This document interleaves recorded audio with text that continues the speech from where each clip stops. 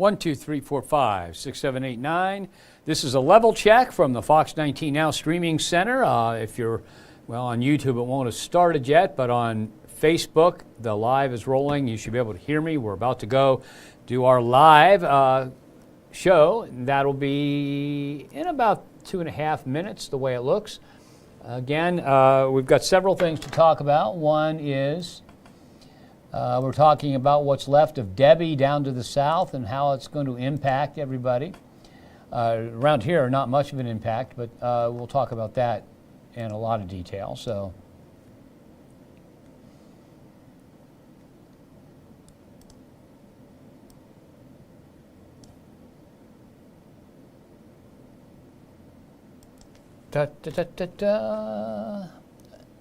Okay, we're about 2 minutes away according to my clock, maybe a little bit different on yours, but we will, okay.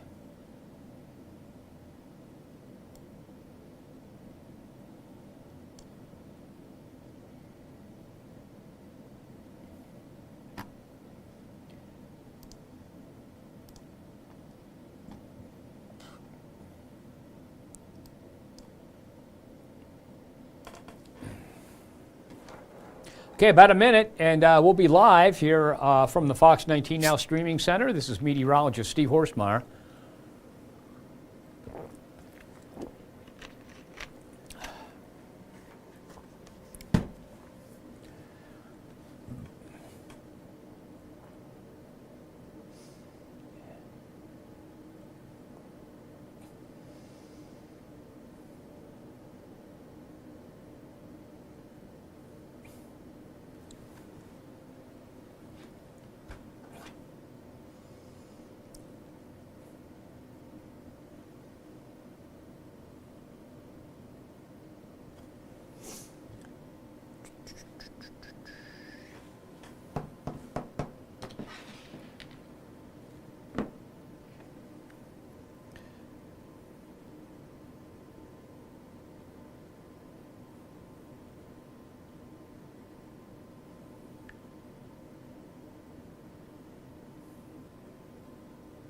All right, everybody, this is meteorologist Steve Horstmeyer coming to you live from the First Alert Weather Center, First Alert Streaming Center, at Fox 19 Now, and we are talking, first of all, we're going to talk about what is left of Debbie. Debbie still, I mean, it doesn't look like a potent hurricane. It's a tropical storm. The winds are gusting to 70 with sustained winds at 60 miles an hour. That's because it's out over the warm ocean waters. There's less friction out there to absorb some of that energy. The warm water is feeding energy into the storm, and so we still have that. But overall, what we are looking at here is we are looking at torrential rainfall. It just doesn't seem like it's going to end as they continues to move off to the north and east at a pretty slow clip, okay? So what I'm trying to do something new now. I'm going to try and talk about comments as they come in. So Jean Murphy Sims, Nancy Fightmaster Spalding, and Marie Murray are watching. Well, hello. And I'm going to try and read comments as they come in to be a little bit more now with those comments. But you can see the system right there. Now, the latest forecast for the track, basically unchanged. It is going to come off the ocean north of Charleston, south of Myrtle Beach, head through the northeastern part of South Carolina, then up to central North Carolina, and then stay to the east of the Appalachian Mountains. And that means we're not going to see much in the way of any kind of precipitation, if any at all, in our viewing area. And overall, then it goes out to sea. But there's the rainfall, estimated rainfall totals. And if we look at this here, this is the area right in here where the heaviest rain has fallen. There's some up this way also. So let me zoom in, and you can see that, oops, hit the wrong keyboard. Well, let me zoom in here, and you can see that between Charleston, Seabrook Island, this is anywhere, the white is a foot. This is 6 inches to a foot in the bluish shades. And then these little spots here are as much as 15 to 17 inches. So there's been a lot of rain around the area. And by the time that system heads off to the north and east this way, there's going to be a lot more. So flooding is the main issue. Now, of course, with the winds, rebounding to 60 miles an hour with 70-mile-an-hour wind gusts, that's enough for significant damage. So right now the storm is still powerful, not a big hurricane or anything, but enough to be a real big pain in the neck. So not only do we have tree, wire, limb, roof damage from these winds, but we also have the flooding issues. And it's going to be a long couple of weeks down in South Carolina especially. And as that storm heads off to the north and east, it's going to continue to cause some flight delays all the way up into probably New England before it goes out to sea completely. So that is the latest now on Debbie. Okay, here's a look at downtown Cincinnati from South Fairmont on our tower cam. Tower cam is about 200 feet above ground level. Ground level is about 150 feet above downtown Cincinnati level. So you can see those nice fair weather cumulus clouds. We call them Simpsons clouds around here for obvious reasons. Here's some weather station temperatures right now up in the Connorsville area, 75, 77 in Liberty. It's 86 in Owenton, so when you go from the north to the south, it's a lot different.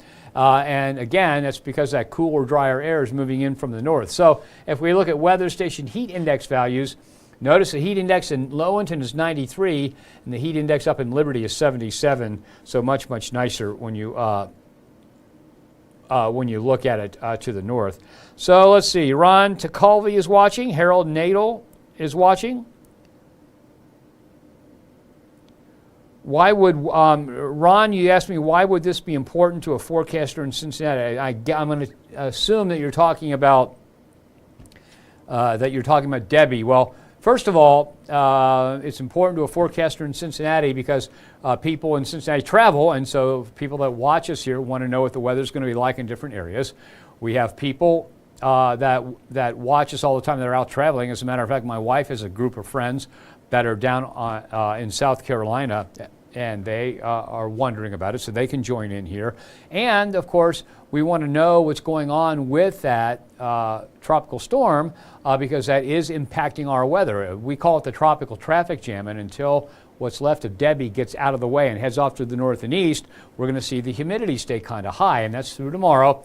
Once it gets off to the north and east, cooler, dry air is going to flood into the area from Canada, and that's going to bring us some nicer weather. So that's the short version of why talking about that is important to a forecaster here in Cincinnati.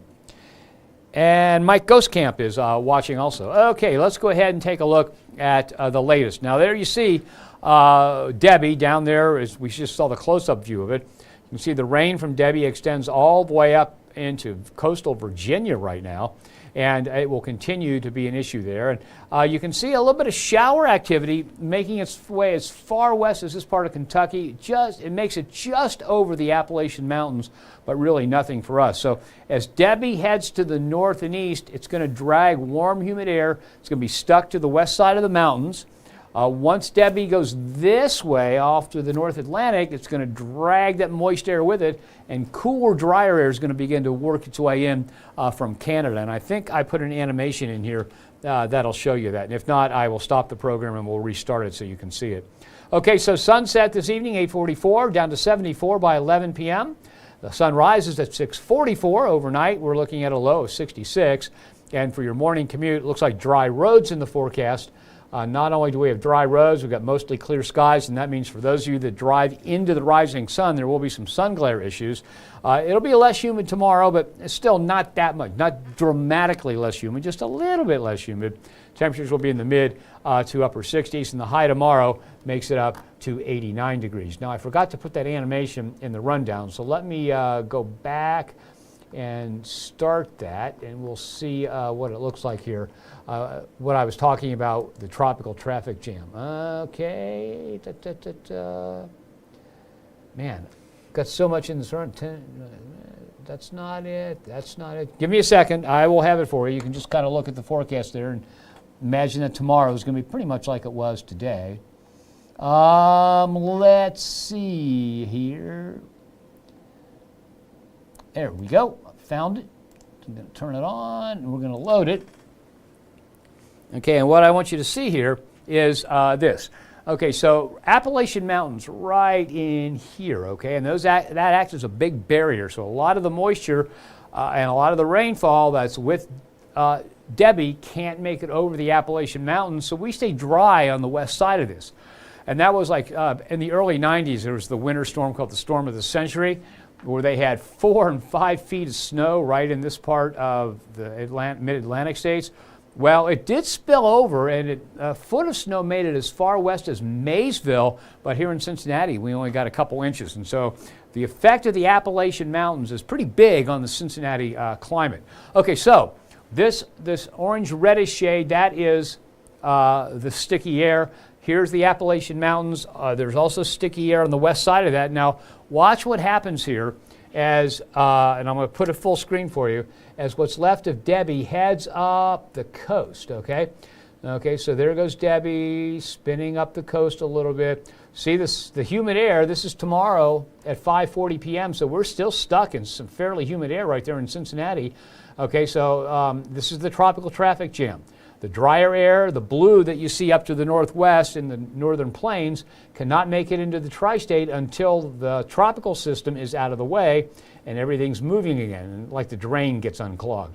Okay, so there is Debbie, there goes Debbie, and notice as, okay, there's Debbie, and again, as Debbie heads off to the north and east and really loses her tropical characteristics, the drier air floods in, so by Saturday at midnight, we're looking at pleasant weather, and it stays just really nice and pleasant into the middle of next week. And that's what we call the tropical traffic jam. So as soon as Debbie is up and out of the way here, that drier air can filter into the tri-state, and that brings us some really nice weather for the weekend. And we'll look at that here in the 7-day forecast in just a couple of seconds. Okay, so I've got to find where I was. All right, so we'll load the forecast and get back into the program, give it to you full screen. So there is the high tomorrow at 89. That'll be about 4 p.m.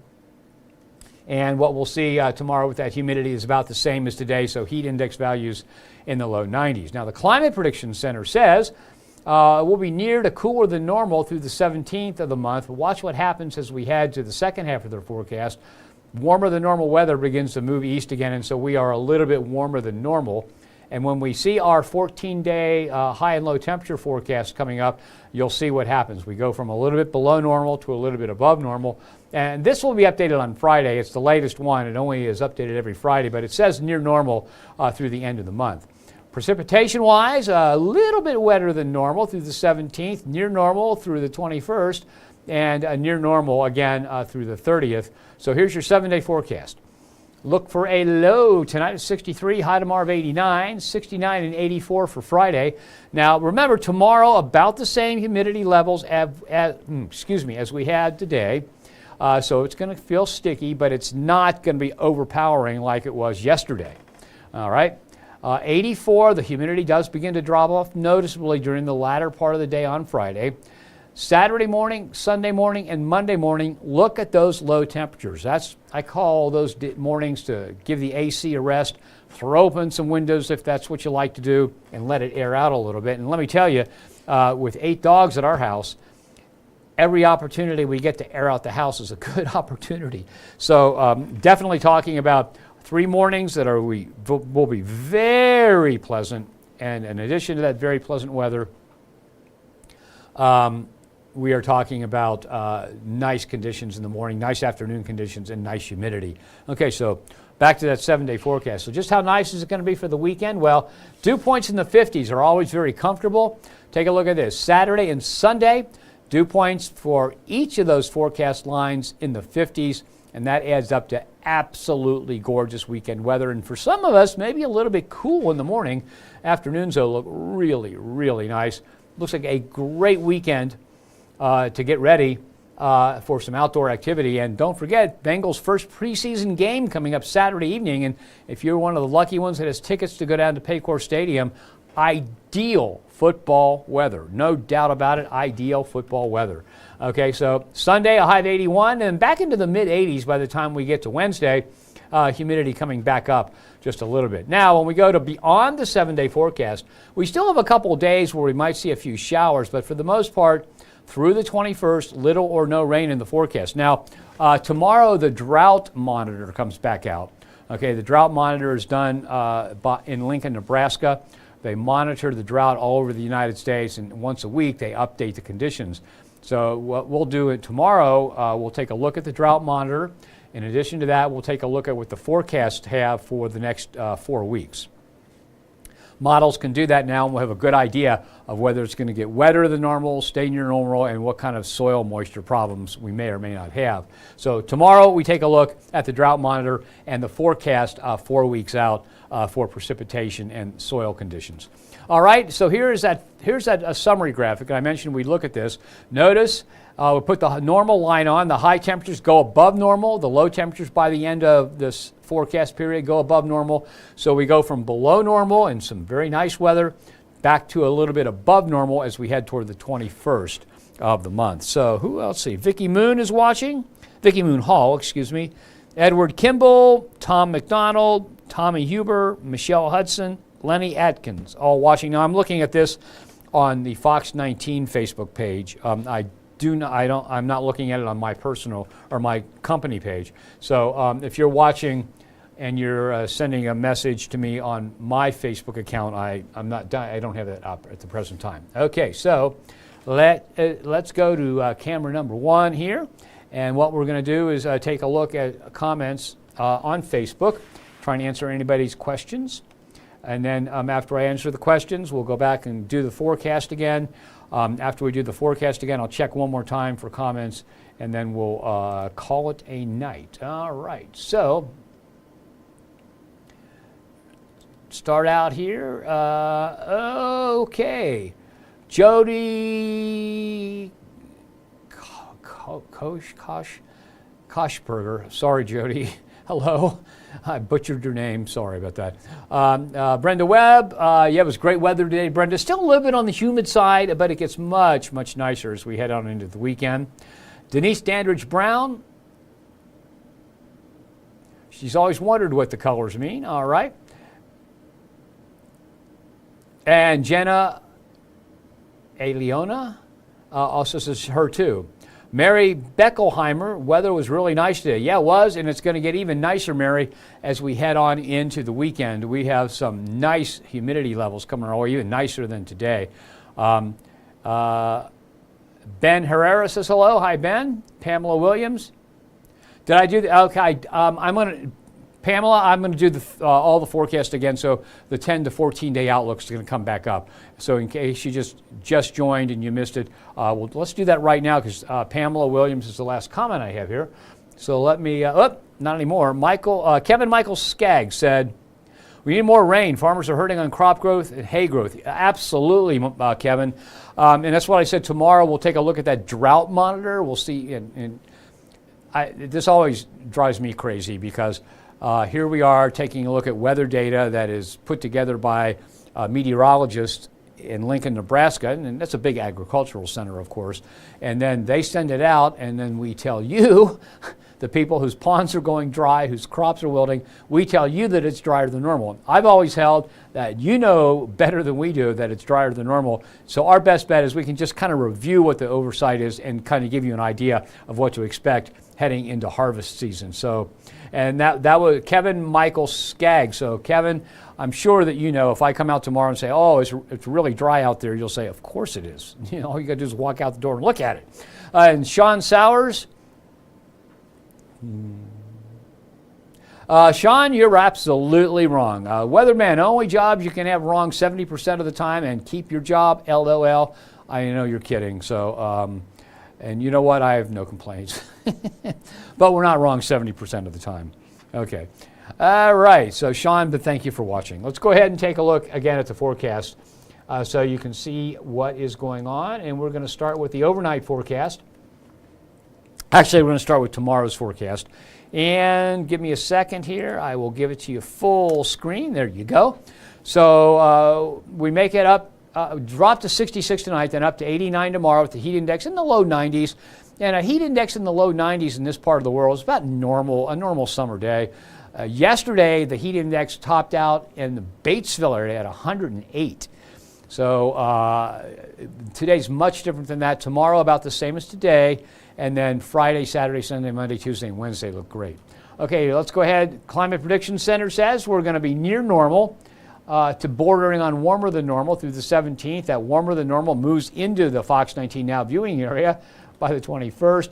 And now this particular graphic is updated once a week. Will be updated Friday. And they're still saying near normal from the Climate Prediction Center through the end of the month, basically. A little bit wetter than normal through the 17th, and near normal through the 21st, and near normal through the end of the month, according to this. And here's your 7-day forecast. Okay, low tonight 66, high tomorrow 89, 69, 84 Friday. Saturday and Sunday and Monday, look at those low temperatures, upper 50s. Okay, now that's for CVG. So if you're living in a place further north, let's say you're in the Connorsville area or Liberty, you're up in Brookville, Oxford, up in the Waynesville area, Clinton County, around Wilmington, you'll probably see low temperatures in the 54 to 55 degree range those 3 mornings. So ideal weather coming our way with lower humidity. When I say lower humidity, here's what I mean. Okay, dew point temperatures in the 50s all day long, Saturday and Sunday. Now there's a downside to dew points in the 50s like that.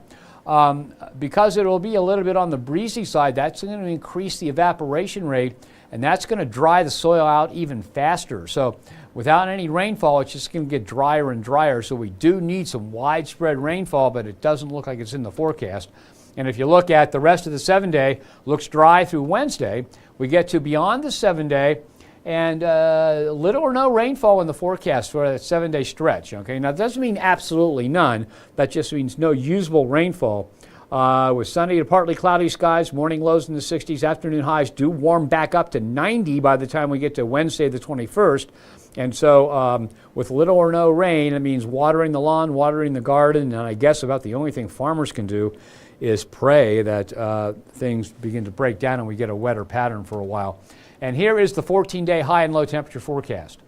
High temperatures there, low temperatures.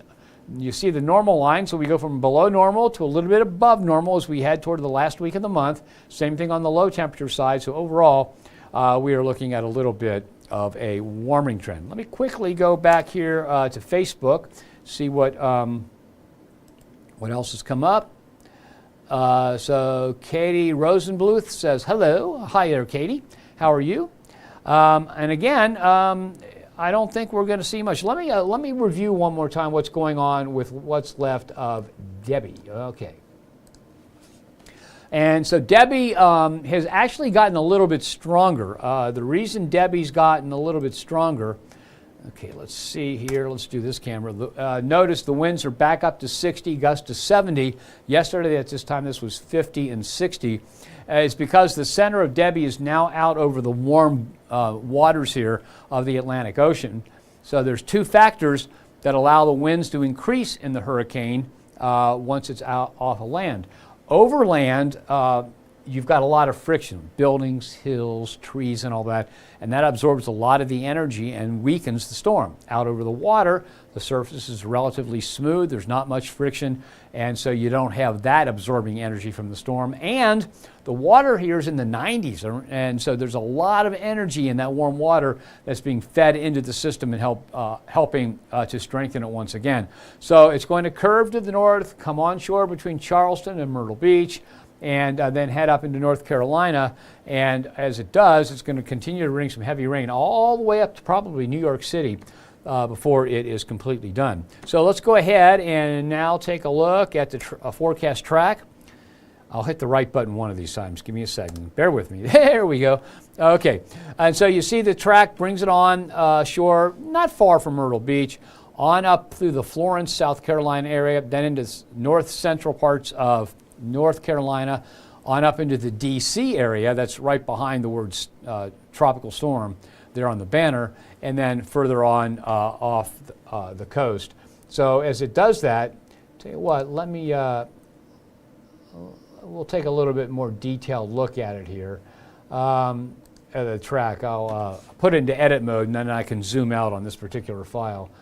Okay, so if we zoom out on this particular file, you can see that it has it going up over D.C. Okay, so right here is the D.C. area, up through Pennsylvania, New York State, up into southern Canada, and then on in. It's going to take a while before it gets into the North Atlantic, and so it's got enough moisture with it. It's going to bring heavy rain especially heavy rain all the way up to about D.C., and then it'll be less heavy but continue to potentially cause some flooding all the way into Canada. And so it's one of those, that's just the track, and that's one of the things you've got to deal with when you're dealing with tropical systems like that. Okay, so let's take a look at what the rainfall totals look like so far. And what you'll see here are the white. Now, there's not much white on there right now, but if we zoom in a little bit, you'll see that there's a little bit of white north of the word sea in Seabrook Island. And that's a foot of rain. So the blues are anywhere from like 6 inches to a foot. And then there are a few spots where it's as much as 15 to 17 inches of rainfall. And this is based on radar estimates. And radar estimates are pretty good about that at this time. So that's what we're looking at. It's going to be a long week for a lot of people along the East Coast. And remember, what's going on for us is that the storm itself is to the east of the Appalachian Mountains. And there are spots where the Appalachian Mountains are 4,000 feet high. That moisture, most of it's low level, can't get up and over the mountains, and that keeps us on the dry side. So even though the Appalachians are to our west, and most of the time, are to our east, and most of the time the weather comes from the west, they still have a big effect on us because it stops a lot of Atlantic moisture from making it into the tri-state. For example, you've always heard in the winter when they have nor'easters, if you would not have the Appalachian Mountains there and there was a major nor'easter, we would get feet of snow. I mean, those storms would be much, much worse around here than they are on the East Coast because that moisture could make it this far west off the Atlantic Ocean. Okay, let's take another quick look at what we got on Facebook. Okay, no more new comments there. Let's now go to take one more look at the 7-day forecast. I've got like 400 things in this rundown, so it takes me a while to get there. Jeez, even longer than I thought. Okay, let's take a look at the 7-day forecast and give you an idea. We don't have any severe weather in the forecast for the next 7 days. Basically, not much in the way of rainfall either, and as soon as it pops up here. Okay, so here's your 7-day. We're looking at temperatures tonight, dropping off to 66, high tomorrow 89, mostly sunny. Mostly sunny and 84 Friday, 78 Saturday, 81 Sunday. Morning lows Saturday, Sunday, and Monday in the 50s. Beautiful weather. If you've got any early morning plans, let's say you're a fisherman, it's great weather to go fishing on Saturday, Sunday, and Monday. Bike riding, walking the dog, jogging, anything looks really, really good for this weekend. So, and then the humidity stays nice Saturday, Sunday, Monday, Tuesday, and Wednesday. And as we head into beyond the 7-day forecast, we begin to get back in to the more humid air. And so by the 21st, we're back up to maybe 90 degrees around the tri-state. Okay, that is, let's see, I'm on this camera. That's it for now.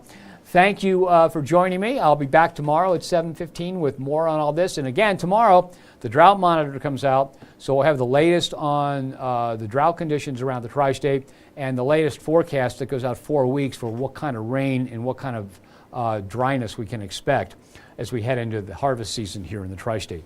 Thanks for joining me. Have yourself a nice night, and please join me again tomorrow.